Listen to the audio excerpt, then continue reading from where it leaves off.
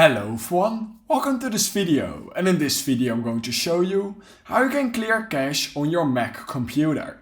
So in order to do this, it's really easy. All you need to do is open your Mac, this can be your iMac or your MacBook, and once you've done that, simply head over to your desktop, and once you've done that, go to the top right corner of your screen, and basically once you've done that, click on Go, just like this. If it's not popping up, just click on your home screen a few times and it should say this bar right here and it should say Go.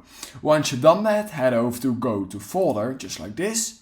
And basically once you've done that, what you want to type in is this. It's called ~library/caches. I will put this in the description as well.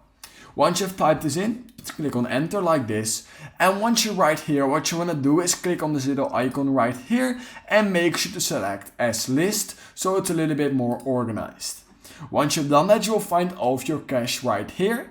What you can simply do is click on one of the caches, then click on Command A, click on Command C, and you can copy and paste this to your bin. You can also just basically slide it into your bin, and basically once you've done that, you have just cleared the cache over on your Mac computer, and that's basically all you need to do.